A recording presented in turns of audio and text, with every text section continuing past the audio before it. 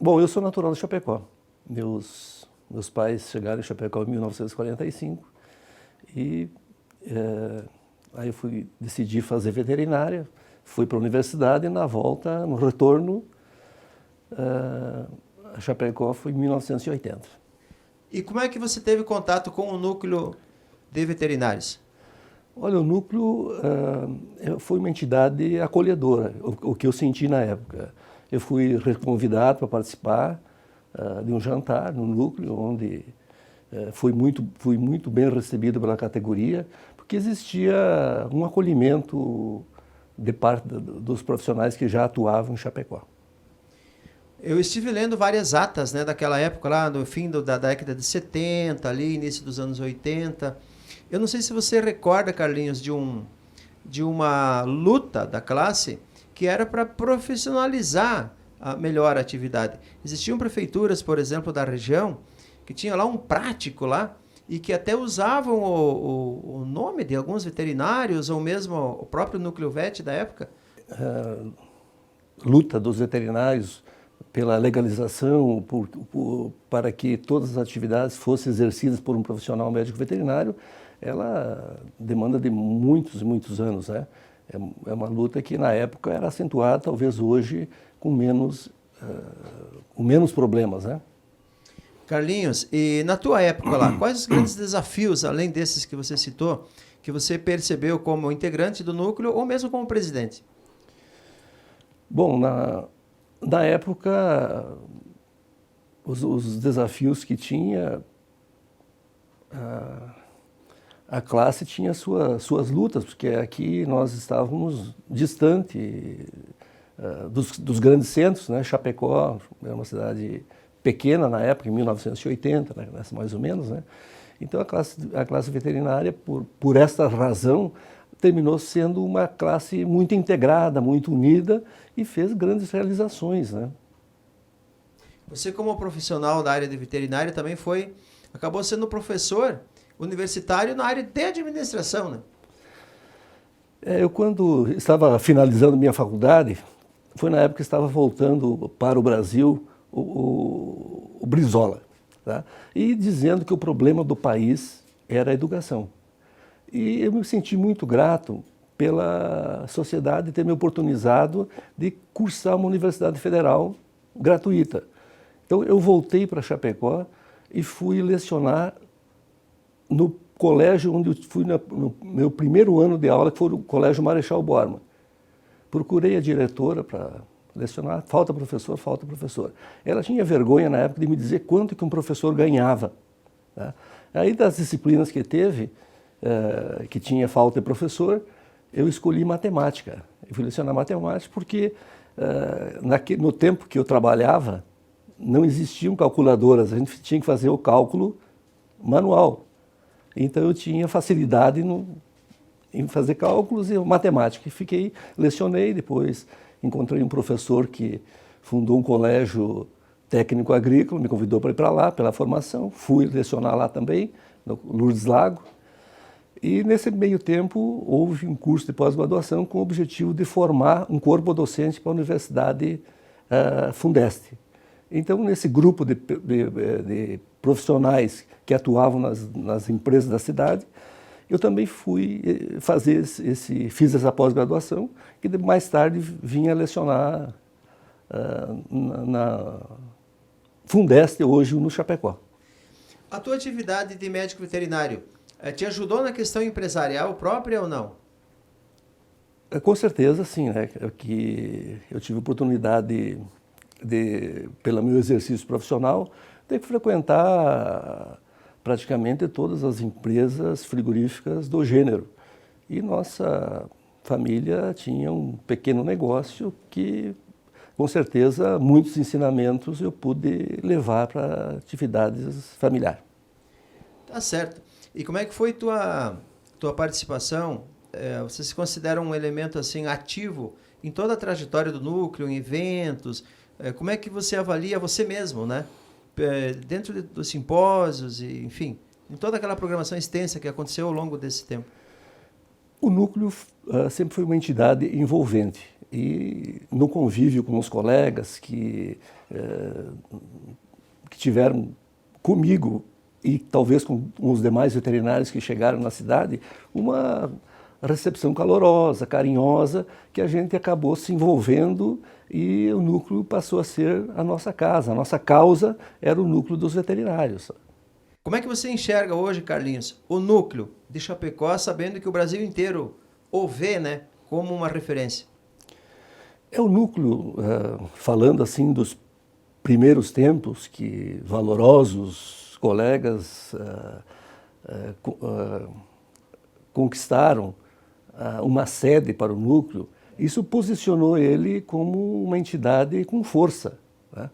E nesse decorrer do tempo, pelo convívio, pelas aproximações, o núcleo, que é um braço da Sociedade Catarinense de Medicina Veterinária, com o objetivo de confraternização, de integração da classe, né? Então, nesse primeiro tempo, nós tínhamos até uma entidade chamada...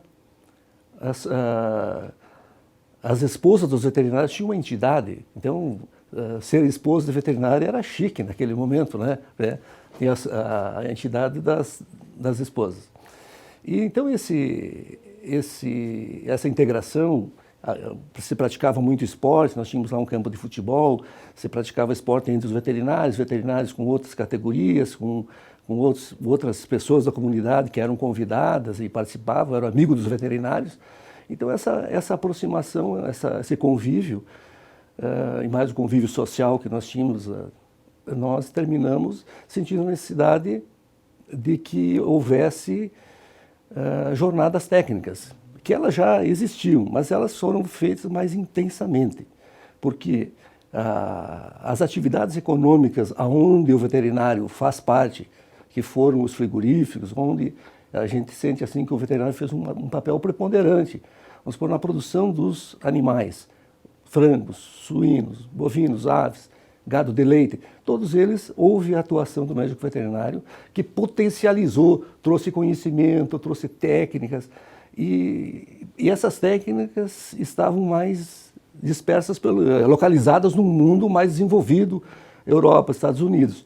E com as jornadas técnicas, ao invés dos profissionais irem para o exterior para buscar conhecimento, se trazia para cá os técnicos renomados internacionais para dar aqui trazer para nós os seus conhecimentos.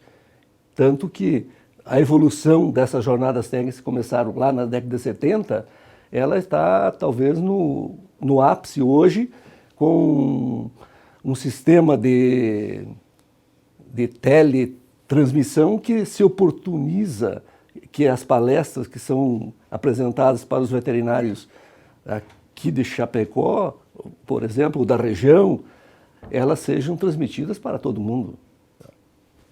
Muito interessante esse teu resgate aí, né? Porque o veterinário, a meu ver, ele mexe com a vida das famílias lá produtoras, né? Aquele ensinamento, entre aspas, pecuário, ele mexe com o modus vivendi de todos ali, me parece. Como é que você enxerga esse alcance além profissional? Eu vejo da seguinte forma, a gente que conhece a região, nascendo aqui, a chegada da integração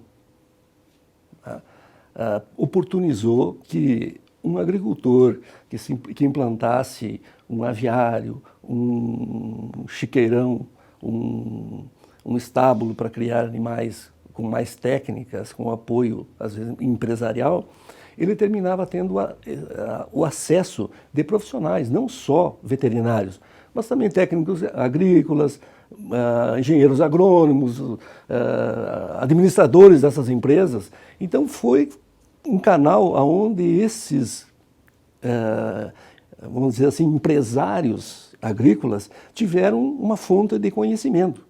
Porque uma vez a gente só aprendia indo na escola, interagindo com os colegas, tá? Hoje nós temos uma possibilidade de ter acesso à informação de múltiplas maneiras, né? Que chega ao ponto de você questionar, mas precisa ainda da escola, né? Muito interessante essa tua indagação aí, parabéns. Carlinhos, e os desafios futuros do núcleo? Sejam eles em termos de um órgão transmissor de conhecimento, seja questão estrutural na redondeza por ali. Bom, o núcleo do nosso tempo, ele era um núcleo voltado à integração dos profissionais, o esporte, o convívio. Tá? E com o passar do tempo, houve um número muito grande de profissionais. Hoje, talvez a região oeste, pelo potencial de produção animal, e também o veterinário também atua não só na produção dos animais, ele atua no interior das fábricas, melhorando as fábricas, na área da qualidade, dos cortes, e tudo isso, até aqui citar um trabalho que, na área que eu desenvolvi, que foi como profissional no Ministério da Agricultura, que foi a busca do que se fazia no exterior. Então, quando o Brasil iniciou suas exportações com a comunidade europeia, ele teve que se adequar à legislação europeia, que são chamadas diretivas europeias. Então, todas as nossas indústrias, elas foram transformadas. Existe aqui, é claro, que o potencial empreendedor dos empresários agrícolas que decidiram pelo investimento. Mas o conhecimento técnico, a busca desses jeito adequado de se fazer as coisas que desse confiança aos importadores, tem a participação muito grande do médico veterinário. E olhando para frente, então, que desafios se apresentam?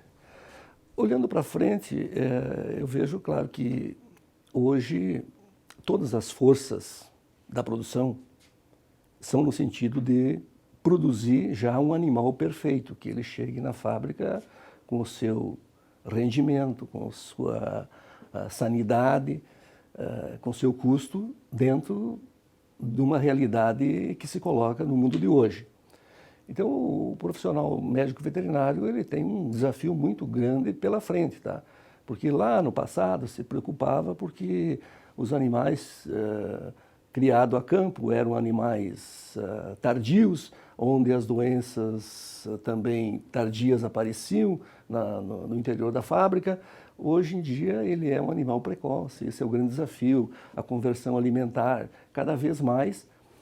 E oxalá que existem até aí as tendências do mundo de elaborar produtos cárneos dentro de um outro conceito, de um outro processo, quem sabe lá em laboratórios, que com certeza o veterinário também vai fazer parte desse percentual que vai existir no futuro.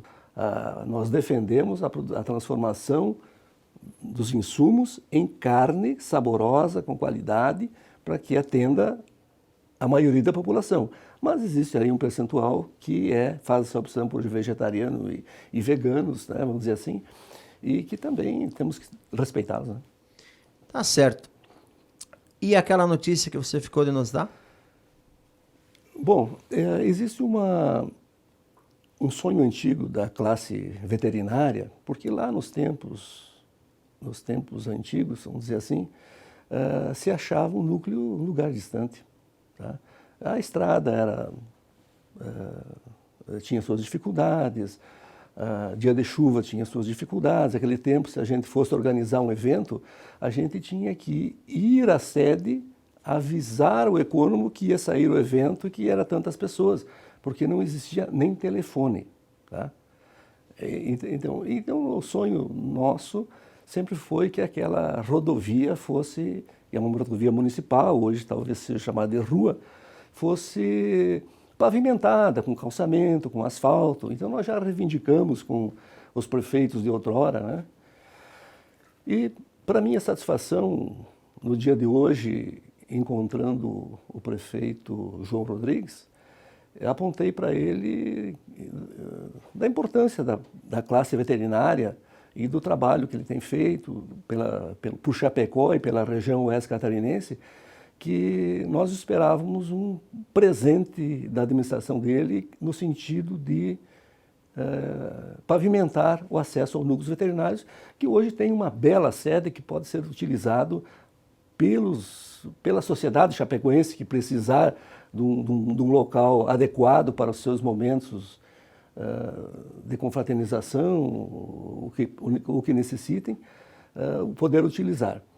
Então ele prontamente afirmou que está licitando já uma parte da rodovia Vitório Rosa e que até o dia do veterinário ele vai se comprometer a deixar essa licitação pronta para os 50 anos dos médicos veterinários. Carlinhos Marcon, olhando para a tua vida, olhando para o teu passado, quando você era criança, toda a tua luta, chegando hoje a ser uma liderança reconhecida no estado de Santa Catarina e no Brasil também, por que não, né? Como é que você avalia? Tudo valeu a pena? O teu empenho, a tua dedicação, o teu jeito de ser, a tua personalidade, o teu grau de ética, enfim, a tua lisura, enfim, em todos os campos. Fale um pouquinho para nós desse sentimento. A gente que veio do interior, tá? Você nunca sabe o que vai ser do teu futuro. Mas eu, assim, fazendo um balanço assim da minha vida, vejo que tive muita sorte, esperteza, dedicação para chegar aonde cheguei. Assim, consegui estudar, e é claro que para você, eu já fui um estudante descuidado, relapso, e vendo amigos que eram assim, estudantes dedicados, tiravam notas boas, eu me espelhei neles, tá? E fiz disso aí motivação para mim levantar cedo e estudar e buscar conhecimento.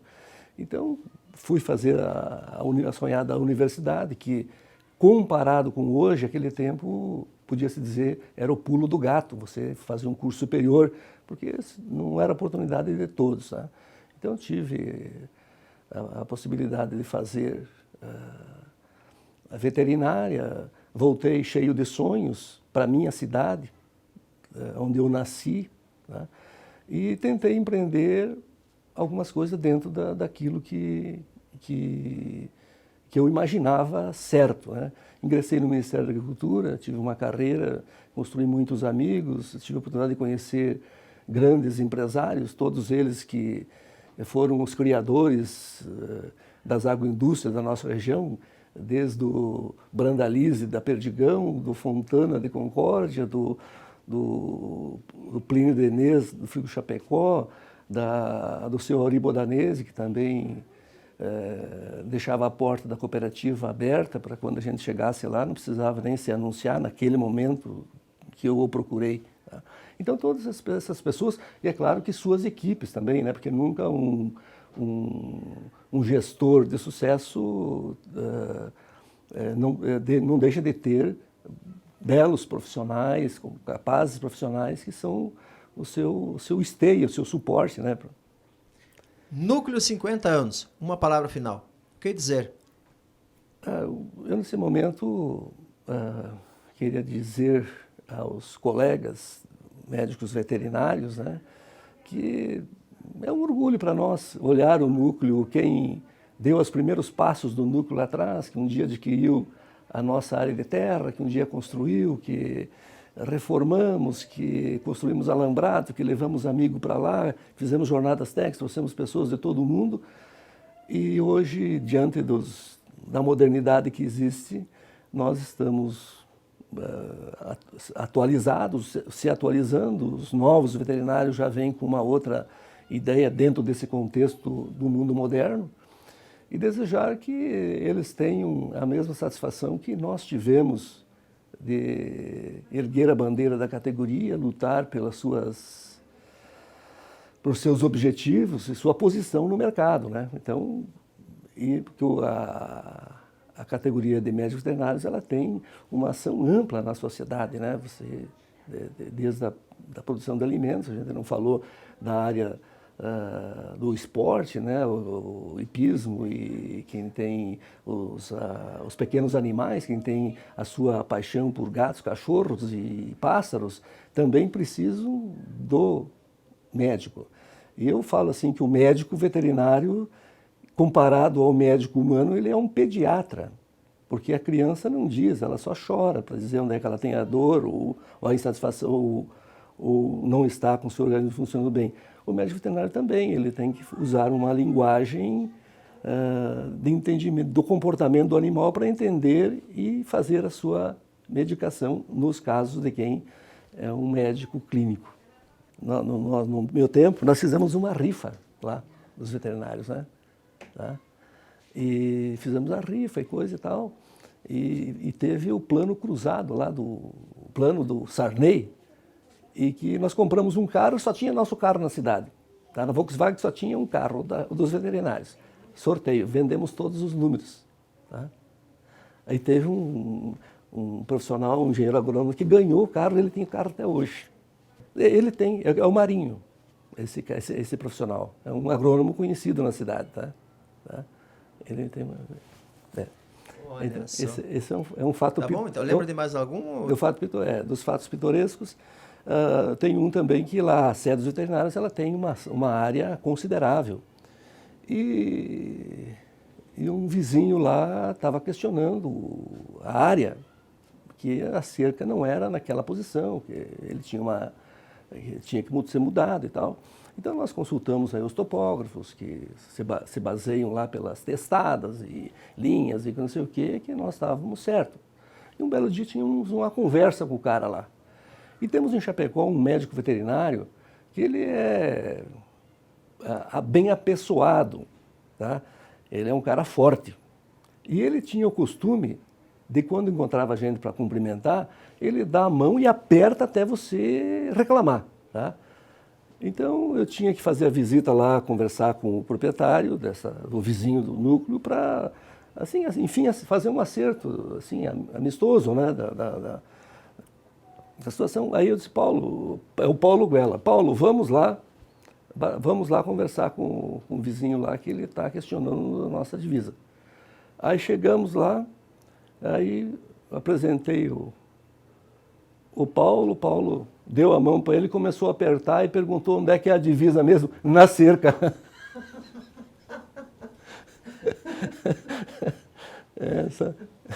O caso se resolveu judicialmente ali. Se resolveu ali, o caso se resolveu ali. Então teve essa... e teve um outro acontecimento. O esporte, existia em Chapecó também uma necessidade de integração das diferentes categorias profissionais. Porque o que é importante, os profissionais que vieram para Chapecó, de qualquer área, educação física, medicina, bioquímica, praticamente todas as áreas, eles eram pessoas que vinham de fora, na sua maioria. Então, chegando aqui, eles tinham necessidade de integração e de se habituar. Talvez isso faça de Chapecó uma cidade acolhedora, tá? Por isso, não só pelos profissionais, gente que cursou a universidade, até pelas pessoas que vieram trabalhar nos frigoríficos aí, que deixaram sua terra natal para vir para Chapecó. E a gente sabe que são um número, é só você olhar a saída para o Rio Grande do Sul nos fins de semana ou nos feriados, que você vai ver de onde é que as pessoas vieram. Tá? Então, se fazia muitos jogos entre categorias profissionais. Tá? Então, e eram lutas acirradas entre as diferentes categorias pelos campeonatos que se tinha. Hoje eles não existem mais, mas no passado se fazia muito. Tá? E uma época o núcleo também participou de um campeonato cidadino. E nosso time não foi assim tão bem. Tá? E nós tínhamos uma partida onde a equipe adversária, que nós iríamos jogar na sede dela, tá? Precisava da vitória. Então o proprietário lá do campo e tal ligou e disse, olha, gostaria de tomar um cafezinho com vocês. A gente foi entendendo o que ele queria, né? E aí eu convidei o diretor de esportes e fomos lá e já disse para ele, o cara quer que ele ganhe o jogo de nós, tá? E tal. Aí chegamos lá, tomamos um cafezinho, tá? Batemos um papo e coisa e lousa e tal. Que foi isso durante a tarde, o jogo à noite, tá? E chegou a noite, fomos para o campo e deu uma pegada, um jogo tão cheio de vitalidade e de luta, e que nós ganhamos o jogo. Ganhamos o jogo e depois do jogo ele tinha preparado lá uma confraternização para nós, um churrasco com cerveja e coisa, né? Aí chegou, ele vinha trazer uma cerveja e ele dizia, pá, vocês não precisavam ter ganhado de nós. Então são coisas assim que... Vocês foram meio ingratos com ele também, né? O meu colega não aliviou, ele não gostava dessa você conhece bem ele. Cláudio Cracker. Não, você conheceu bem ele. Se chamava Fernando Teixeira Caetano. Ah, sim, lembro. Foi um colaborador, era um cara muito bacana que nós tínhamos aí. Não perdia nem jogo de bolita. Um gaúcho, né, de sangue na veia.